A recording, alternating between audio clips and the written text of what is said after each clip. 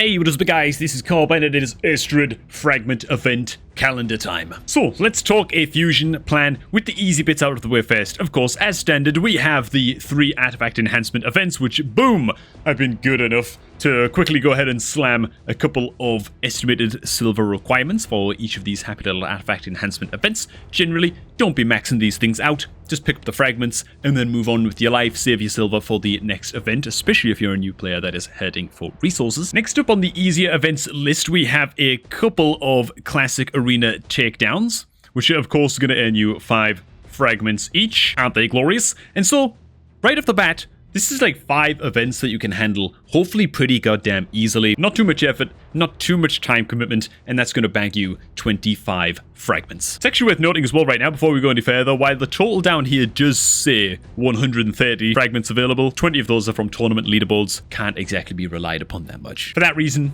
I don't know, just assume that there's 110 available and go from there. Next up, we're going to draw some attention to the Champion Chase tournament, which is up in here, as well as the Summon Rush event, which is down here in the bottom right. Now, first of all, for the Champion Chase, you're going to want to be cracking open your Ancient Shards for this. Why is that? Because there is going to be a 2x Ancient event starting tomorrow on the 5th of April, right? So you're going to be cracking open Ancient Shards for this.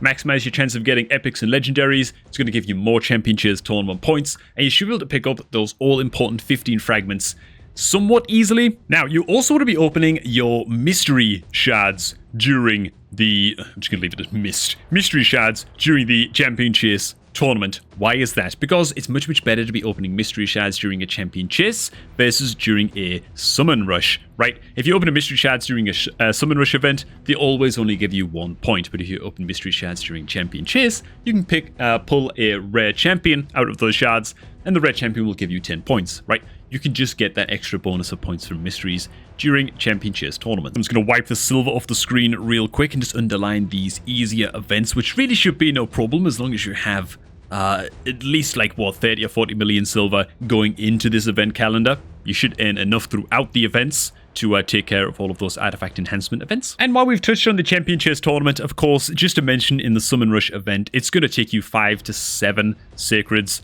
depending on how many of these fragments you want to actually pick up and how much you want to max out the Summon Rush event. For me, I've only got the 5 sacred shards. I'm probably going to have to open some voids as well or something during this just to pick up maximum fragments. But hey, if there's any events I would recommend not skipping on this calendar, it would probably be the Champion Chase tourney and the Summon Rush events, because they're 15 fragments each, right? You can get a hell of a lot of fragments from those Sons of Guns. Next up, we've got the Dungeon Divers events, which of course you want to be doing alongside things like Finite Tournament, Spider Tournament, that kind of thing, right? These Dungeon Divers events, boom, they're expensive as hell. They're going to cost you about 5,000 energy a pop if you're looking to pick up the fragments in all of these, which is excruciatingly expensive, especially when you consider that this Dungeon Divers event here ends, and then the next Dungeon Divers event begins immediately after the fact. That's really painful. That's a hell of a lot of grinding. It's a hell of a lot of energy to be pumping out over quite a short span. At least there's a little bit of a gap between this Dungeon Divers and the final Dungeon Divers down here, you know what I'm saying?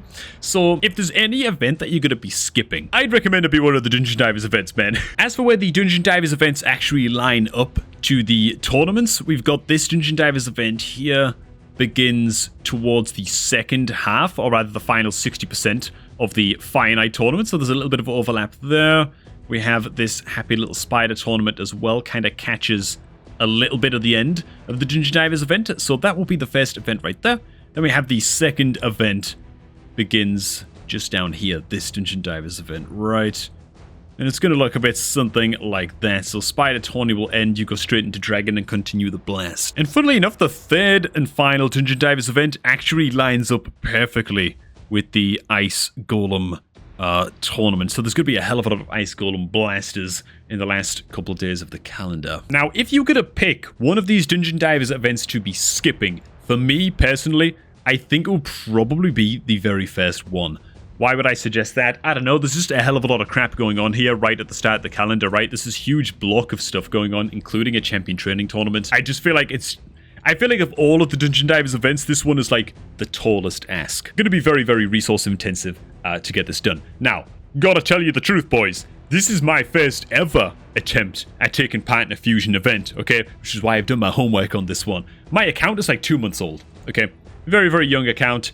I'm like hard stuck on stage 10 of Fire Knight. I just don't have the champs to get it done at this stage of my account, which is just embarrassing as hell. But there we are, you know? And so for me, I think it just makes even more sense than for me to just kind of ditch the Fire Knight tournament, or like maybe like if I am going to do it, give it a little bit of a tickle, but don't go all the way, and just leave it be and make sure to max out every other event. You know, skip the Fire Knight tournament, skip the first Dungeon Divers event, and then really switch it on the second day of the Spider tournament here and catch the beginning of the next Dungeon Divers event. That might be what I'm doing. Personally, I know I'm in a bit of a unique position just because my account is so new, but I think that might be my scheme. And hey man, speaking of schemes, if you're scheming to get your hands on more energy anytime soon, you'd like that segue, make sure to go ahead and use the GameLeap promo code, boys. It's actually on my shirt, man. Check that out, dude. Oi, oi, oi, oi, oi. Use the GameLeap promo code, it'll get you 1 free energy refill, which hey, ain't nothing. 10 free experience brews, and 100,000 silver, men. Free stuff like that cannot be undervalued during event sprees like this. And hey, when it comes to creating a fresh new Raid Shadow Legends account, there's no better way to do so than by clicking the promo link down below at the top of the video description to kickstart your account with a bunch of free stuff, including a free epic champion. But hey man, now I hand it over to you guys. Are you going to be dropping everything to get your hands on good old Eostrid Dream Song for this fragment event? If you are, which events are you planning on skipping on the calendar? What does your fusion plan look like? And make sure to share any tips that you've got for getting this thing done down below in the comments as well, man. Help out any of the newer players like me who's, you know, it's like my first ever event, you know what I'm saying? So I want to get this right, goddammit. But hey man, I gotta tell you the truth, dude. Eostrid from my account, with where the account is right now, dude, isn't she glorious? My god, would be such a huge boon to my account. Man, as far as Hydra champs go, I've got like one decent Hydra champ in the form of, I'm just gonna call her Archer Queen, recent legendary, you know? But having a a strong decrease speed on an all attack, on a Lego, and an increased speed, like the increased attack buffs and stuff, those are all just like bonuses, you know? But having a strong increased speed and a strong decrease speed on the same champ in the same package, I can't even overstate how good that is for where I'm at right now. In a video I made the other day, we were already comparing Eostrid to Necmo, right? Another Lego champ with quite a similar kit. Maybe a slightly stronger kit based on what, I don't know, the majority of more experienced players seem to take from it. But even still, even if Eostrid is just kind of like a Wish.com Necmo, as far as my account goes, dude, head value cannot be overstated. Even the plus speed aura in arena battles, man. Like, I know it's like 2% slower than Arbiter's speed aura. Even still, I'm a ways away from Arbiter. Looks extremely, extremely damn good to me. Anyways, man, share what you think of good old Eostrid down below in the comments. I do wish you the very best of luck in tomorrow's Ancient Shard opening event, we'll call it. I do want to invite you to click like on the video if you did get anything at all from this happy little production, and subscribe while you're down there as well so you don't miss any future videos. Thanks for watching, guys. Do enjoy the rest of your day. Good luck in all of the events to come, and I'm going to catch all of you guys just a tad bit later.